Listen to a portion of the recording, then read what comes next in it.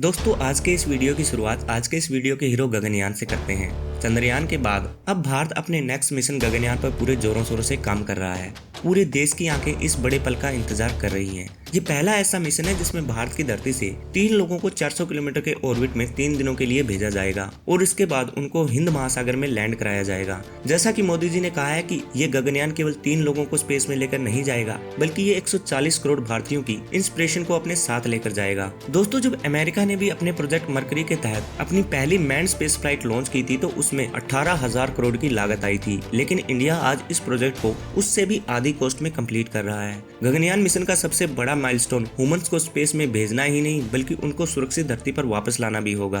दोस्तों space tourism जल्दी ही 1,12,000 करोड़ की वैल्यू को टच करने जा रहा है। भारत का गगनयान मिशन उसको यूएसए, चाइना और रशिया के साथ ही स्पेसएक्स, गैलेक्टिक और ब्लू ओरिजिन जैसे प्राइवेट प्लेयर के साथ इस इमर्जिंग सेक्टर का एक्टिव प्लेयर बना सकता है और साथ ही ह्यूमन स्पेस फ्लाइट कैपेबिलिटी 2035 तक भारत के खुद के स्पेस स्टेशन और मून या मार्स पर भारत के स्पेस वॉक के सपने को साकार करने में अहम भूमिका निभाएगा। भारत अगर इसमें सफल रहता है तो भारत यूएसएसआर, चाइना और यूएस के बाद भारत ह्यूमंस को स्पेस में भेजने वाला चौथा देश बन जाएगा। इसरो इसकी फर्स्ट फ्लाइट अक्टूबर 2023 में कंडक्ट कर चुका है, जिसमें क्रू एस्केप कैपेबिलिटी को टेस्ट किया गया। इसका पर्पज ये इंश्योर करना है कि अगर इस मिशन पर कोई एक्सीडेंट होता है तो एस्ट्रोनॉट को सुरक्षित धरती पर वापस लाया जा सके। दोस्तों इसकी नेक्स्ट टेस्ट फ्लाइट में एक ह्यूमनॉइड फीमेल रोबोट यानी कि वयोमित्रा को स्पेस में भेजा जाएगा और इसके सक्सेस के बाद फर्स्ट मैन फ्लाइट 2025 तक लॉन्च कर दिया जाएगा। इसकी सबसे खास बात यह है कि इस मिशन के लिए कई देशों ने हमें environmental control and life support system देने से इनकार कर दिया। इसरो ने इससे पहले कभी भी ऐसी टेक्नोलॉजी पर काम नहीं किया है, लेकिन अब इसरो ने यह तय किया है कि वो इस मिशन के लिए अपना environmental control and life support system technology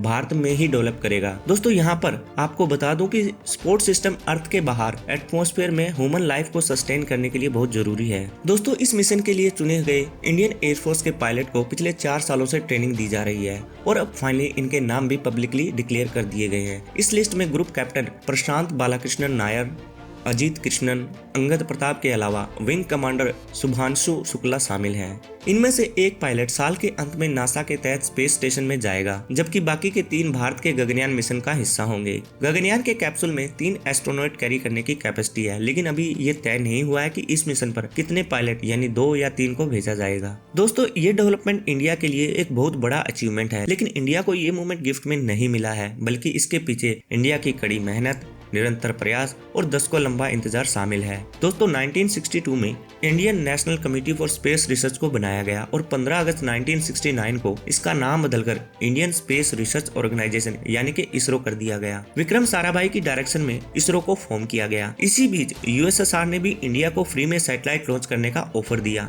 और साथ ही यूएसएसआर ने इंडियन साइंटिस्ट को सैटेलाइट बिल्ड करने में मदद करने के लिए भी सहमत हो गया, लेकिन इसके लिए उसने इंडिया के सामने एक शर्त रखी और वो शर्त ये थी कि भारत का सैटेलाइट चाइना के मुकाबले वजन में भारी होना चाहिए। दोस्तों 24 अप्रैल 1970 को चाइना ने अपना पहला सैटेलाइट लॉन्च किया था और इसका वजन था 173 केजी, जो कि यूएसएसआर के स्पुतनिक सैटेलाइट से डबल था। इस अचीवमेंट के साथ चाइना सैटेलाइट लॉन्च करने वाला दुनिया का 5वां देश बन गया। इससे पहले केवल यूएसएसआर, यूएस, जापान और फ्रांस ये सैटेलाइट को लॉन्च कर सकते थे। ऐसे में इंडिया ने यूएसएसआर की शर्त मान ली और उसकी उम्मीद से ज्यादा वजन वाले सैटेलाइट को तैयार किया, जिसका वजन था 360 केजी। दोस्तों इंडिया इस प्रोजेक्ट पर काम कर ही रहा था कि 30 दिसंबर 1971 को हार्ट अटैक के कारण विक्रम साराभाई की मौत हो गई। ये इंडिया के लिए एक बहुत बड़ा झटका था। साराभाई की मौत के बाद डॉक्टर एमजी के मेनन को इसरो का इंटरिम चीफ बनाया गया और मई 1972 को डॉक्टर सतीश धवन को इसरो का चीफ बनाया गया। तब तत्कालीन प्राइम मिनिस्टर इंदिरा गांधी ने सैटेलाइट बनाने के लिए 3 करोड़ का बजट एलोकेट किया। दोस्तों इसके बाद 19 अप्रैल 1975 को वो ऐतिहासिक दिन आ गया जब इंडिया ने अपना पहला सैटेलाइट आर्यभट्टा को लॉन्च किया। इसे सोवियत यूनियन के कॉस्मोस 3M व्हीकल से लॉन्च किया गया। दोस्तों एक वो दिन था और एक आज का दिन है। भारत का स्पेस प्रोग्राम आज काफी लंबा सफर तय कर चुका है। चंद्रयान 1 इंडिया का पहला स्पेस एक्सप्लोरेशन मिशन बना, जिसने इंडिया के ट्रेडिशनल डेवलपमेंट रेशनल माइंडसेट के आगे एक मेजर शिफ्ट प्रेजेंट किया। दोस्तों एक टाइम पर इंडिया ने अपने लिमिटेड रिसोर्सेज के साथ अपने स्पेस प्रोग्राम की शुरुआत की थी उस टाइम इंडिया के पास ना तो लॉन्चिंग व्हीकल था, ना ही स्पेस पोर्ट, लेकिन आज इंडिया के पास अपना स्पेस पोर्ट भी है और पावरफुल लॉन्चिंग व्हीकल भी। और तो और आज बढ़ती हुई जरूरत को देखते हुए भारत का दूसरा स्पेस पोर्ट तमिलनाडु के कुलाशेखरापट्टनम में बनाया जा रहा है, जहां एक और रशिया यूक्रेन वॉर में बिजी है। Satellite launch service Indian space economy का फास्टेस्ट ग्रोइंग सेगमेंट बताया जा रहा है। दोस्तों, लास्ट 10 सालों में भारत ने लगभग 400 सैटेलाइट लॉन्च किए हैं, जबकि उससे पहले के दशक में भारत ने सिर्फ 33 सैटेलाइट ही लॉन्च किए थे। ये डेवलपमेंट इंडिया के लिए एक बहुत बड़ी अपॉर्चुनिटी है। इंडिया ने स्पेस सेक्टर में 100% डायरेक्ट फॉरेन इन्वेस्टमेंट भी अलो की है, जो कि इस सेक्टर की ग्रोथ को नेक्स्ट लेवल पर लेकर जा सकती है। आज के टाइम इंडिया की स्पेस इकोनॉमी $8.4 बिलियन के साथ ग्लोबल स्पेस इकोनॉमी में 2% का हिस्सा रखती है, लेकिन ये साल 2033 तक $44 बिलियन के साथ 8% तक पहुंचने वाली है और उम्मीद है कि 2040 तक ये $1 ट्रिलियन में बदल सकती है। हाल ही में पीएम मोदी ने कहा है कि 2035 तक भारत का सपना है कि उनका खुद का एक स्पेस स्टेशन हो, जो कि स्पेस के अनजाने रहस्यों को एक्सप्लोर करने में मदद करेगा। अभी फिलहाल इसरो बहुत ही कम बजट के साथ हाई प्रोफाइल प्रोजेक्ट को कंप्लीट कर रहा है। दोस्तों, अभी तक हमने इंडिया के स्पेस सेक्टर की स्लो ग्रोथ और उसके बाद रैपिड ट्रांजिशन पर बात की, लेकिन एक्सपर्ट के मुताबिक इंडिया एक सेक्टर में अभी भी काफी पीछे है और वो है मिलिट्रीराइजेशन ऑफ स्पेस। जहां तक स्पेस का मिलिट्रीराइजेशन का सवाल था, भारत ने शुरू से ही इसे अपोज किया। खुद की पॉलिसी अडॉप्ट करना तो दूर, इंडिया यूएस के स्ट्रेटेजिक डिफेंस इनिशिएटिव और उसके बैलिस्टिक मिसाइल डिफेंस प्रोग्राम के भी अगेंस्ट रहा है। लेकिन 21वीं सदी की शुरुआत में जब पाकिस्तान और चाइना की ओर से इस डोमेन में खतरा बढ़ने लगा, तो भारत ने अपना स्पेस पोस्चर को रीथिंक करना शुरू किया। दोस्तों, इंडिया को यह महसूस हुआ कि उसके सिविलियन स्पेस एसेट के ऊपर चाइना जैसी एग्रेसिव पावर का खतरा मंडरा रहा है। साथ ही वॉरफेयर के बढ़ते दौर में स्पेस सेक्टर को अपनी नेशनल सिक्योरिटी के लिए यूज करना एक इनवेटेबल डिस्क्लोजर बनता जा रहा है। एक्सपर्ट के मुताबिक भारत ने जो अचीव किया है वो बेशक सराहनीय है, लेकिन आज के सिक्योरिटी इन्वायरमेंट, खास करके चाइना के चैलेंज को देखते हुए सिर्फ इतना ही काफी नहीं है। फॉर एग्जाम्पल, चाइना द्वारा साल 2007 में उसके एंटी सैटेलाइट टेस्ट इंडिया के लिए एक वेकअप कॉल था। तो चलिए दोस्तों, इस डोमेन को भी डिटेल में समझ लेते हैं।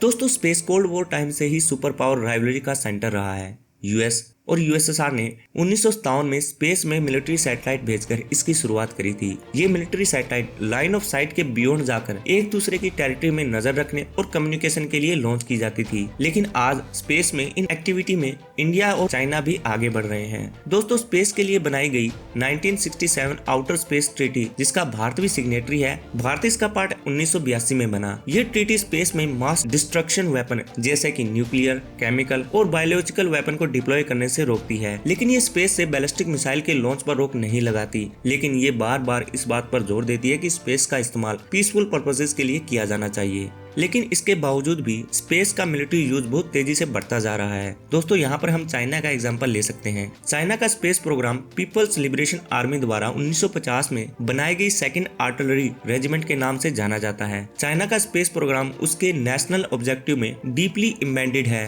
और Chinese national war fighting and winning पर स्पेशल एम्फेसिस डालते हैं। इसके लिए वो स्पेस को एक्सटेंसिवली यूज कर रहे हैं। साल 2007 में जब चाइना ने एंटी सैटेलाइट वेपन का इस्तेमाल करके एक एंटी सैटेलाइट टेस्ट किया, तो उसने कोल्ड वॉर के बाद एक बार फिर से स्पेस को वॉर फाइटिंग डोमेन में बदलने का काम किया। ऐसा इसलिए है क्योंकि चाइना अपने एसिमेट्रिक वॉरफेयर कैपेबिलिटी को डेवलप करने में लगा हुआ है। यूएस डिपार्टमेंट ऑफ डिफेंस की एक रिपोर्ट के मुताबिक चाइना के सिविलियन स्पेस प्रोग्राम के अंडर एक स्ट्रॉन्ग मिलिट्री कॉम्प्लीमेंट डोमिनेट कर रहा है। चाइना एडवांस स्पेस कैपेबिलिटी जैसे कि satellite communication, intelligence surveillance and reconnaissance, satellite navigation, metrology, manned, unmanned और इंटरप्लैनेटरी स्पेस एक्सप्लोरेशन में इन्वेस्ट कर रहा है। दोस्तों, पीएलए चाहता है कि किसी भी क्राइसिस या वॉर टाइम में उसके एनिमीज को ट्रूप्स और ships movements, incoming missiles, navigation और कम्युनिकेशन का एक्सेस नहीं मिलना चाहिए। इसी डायरेक्शन में चाइना डायरेक्ट एनर्जी वेपन और सैटेलाइट जैमर जैसी टेक्नोलॉजी को डेवलप कर रहा है, जो क्राइसिस में उसके राइवलरीज के द्वारा स्पेस में उसके एसेट्स के यूज को प्रिवेंट कर पाएंगी। चाइना ने साल 2015 से 2018 के बीच अपनी स्पेस प्रेजेंस को 3 गुना बढ़ाया है। इसके बाद उसके स्पेस बेस्ड एसेट में 70% की बढ़ोतरी हुई है। लास्ट दशक में चाइना ने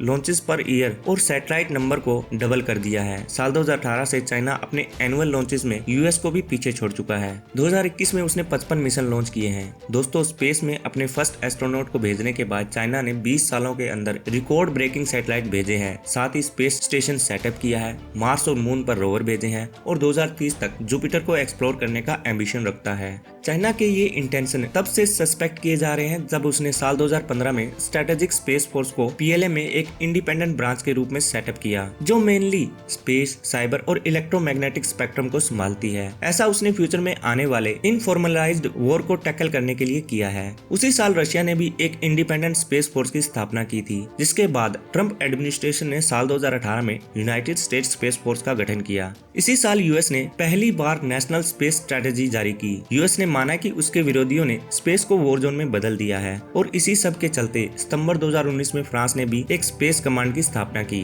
दोस्तों, कुल मिलाकर चाइना का स्पेस प्रोग्राम दुनिया का one of the fastest growing space program है और चाइना के इस स्पेस प्रोग्राम के मिलिट्री एम्बिशन भारत समेत बाकी कंट्रीज के लिए एक बड़ी चिंता का विषय है। अपनी पर्याप्त क्षमताओं के बावजूद चाइना के विपरीत रशिया और यूएस भारत के लिए डायरेक्ट खतरा पैदा नहीं करते हैं, लेकिन चाइना के ये स्टेप्स इस चैप्टर में भारत को रीथिंक करने का एक बड़ा कारण है। दोस्तों, 27 मार्च 2019 को भारत ने एंटी सैटेलाइट हथियार का टेस्ट किया और अमेरिका, रशिया और चाइना के बाद भारत ऐसी कैपेबिलिटी रखने वाला दुनिया का चौथा देश बन गया। भारत सरकार द्वारा एक टेस्ट को मिशन शक्ति नाम दिया गया है, लेकिन यहाँ पर बड़ा सवाल ये है कि क्या मिशन शक्ति भारतीय स्पेस प्रोग्राम के लिए चीन के बढ़ते खतरे का मुकाबला करने के लिए काफी होगा? दोस्तों, एक्सपर्ट के मुताबिक भारत की एंटी सैटेलाइट कैपेबिलिटी दुश्मन के खिलाफ एक इफेक्टिव रिट्रेंस का काम नहीं कर सकती, खासतौर पर जब हमारे दुश्मन के पास ऐसी इनहेंस कैपेबिलिटी मौजूद है जो इंडिया के स्पेस बेस्ड एसेट को नॉन काइनेटिक कैपेबिलिटी जैसे कि high power laser, high power microwaves, electromagnetic pulse,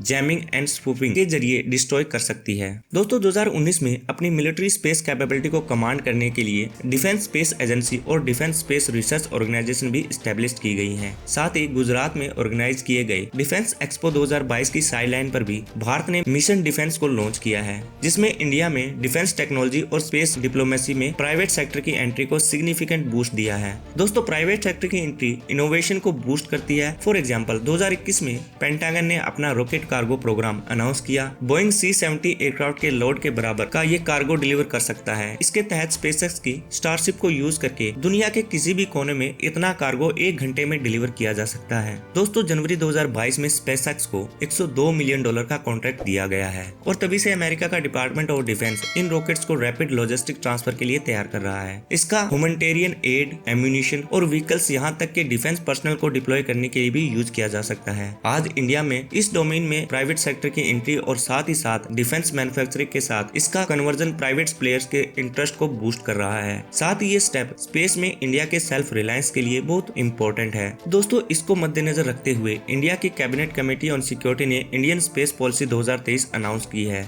ये एक बिजनेस ओरिएंटेड और पैसिफिस्ट पॉलिसी है। ये पॉलिसी ये साफ कर देती है कि इंडिया खुद को स्पेस पावर में बदलने के लिए स्पेस के कमर्शियलाइजेशन का सहारा लेने वाला है, लेकिन इस स्पेस पॉलिसी का विजन इंडिया के स्पेस गोल को नेशनल डेवलपमेंट, नेशनल सिक्योरिटी और इकोनॉमिक डेवलपमेंट के साथ ही स्पेस के पीसफुल डेवलपमेंट से भी एसोसिएट है। दोस्तों, एक्सपर्ट के मुताबिक ये पॉलिसी इस बात को क्लियर करती है कि ग्लोबल स्पेस इकोनॉमी में भारत का कंट्रीब्यूशन बढ़ाने के लिए स्पेस सेक्टर को प्राइवेटाइज करने की जरूरत है, लेकिन उनके मुताबिक इंडिया को अपने मिलिट्री स्पेस पोस्चर को लेकर एक सीरियस थॉट देने की जरूरत है। ये इसलिए भी जरूरी है कि आज इंडिया से 2 बहुत ही इंपॉर्टेंट स्ट्रेटेजिक रोल निभाने की उम्मीद की जा रही है, जिसमें पहला रोल क्वाड की कैपेबिलिटीज में इंडिया के पार्टनरशिप के रूप में देखा जा रहा है। क्वाड के सभी देश free and open Indo Pacific को सिक्योर करने के लिए इस सेक्टर में तेजी से कदम बढ़ा रहे हैं। भारत इसकी शुरुआत एक स्पेस कमांड स्ट्रक्चर को एस्टेब्लिश करके कर सकता है, एक ऐसा कमांड जो बाकी क्वाड पार्टनर के स्पेस कमांड फॉर्मेट के साथ इंटर ऑपरेट कर पाए। भारत यूएस, जापान और ऑस्ट्रेलिया से स्पेस डिफेंस कमांड के लिए की लोकेशन में एक्सचेंज ऑफिसर असाइन कर सकता है। ऐसे में इंडिया द्वारा एक मिलिट्री स्पेस डॉक्ट्रिन इशू करना इंडिया के साथ ही क्वाड के स्ट्रेटेजिक इंटरेस्ट भी सर्व करेगा। ऐसा इसलिए है क्योंकि इंडिया की ऑफिशियल नेशनल सिक्योरिटी स्ट्रेटजी और मिलिट्री स्पेस डॉक्ट्रिन का ना होना जॉइंट ऑपरेशनल कैपेबिलिटीज के लिए इसका पोटेंशियल को काफी हद तक गिरा देता है। इन सब के अलावा अप्रैल 2023 में भारत के chief of defence staff general Anil Chauhan ने कहा है कि आज जिस तरीके से वॉरफेयर का रूप बदल रहा है, ऐसे में भारत का सबसे ज्यादा फोकस डुअल यूज प्लेटफॉर्म को डेवलप करने पर होना चाहिए। यहाँ पर इंडिया को अपने नाविक कंसल्टेशन को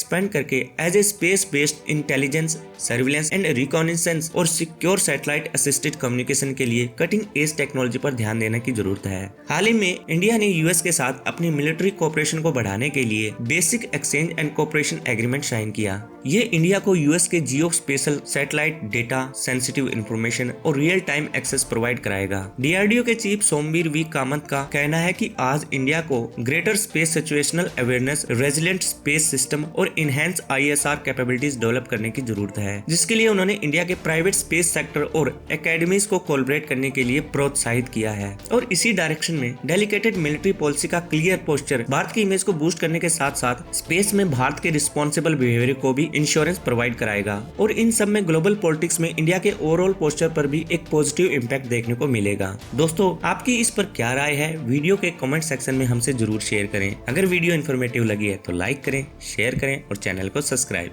जय हिंद।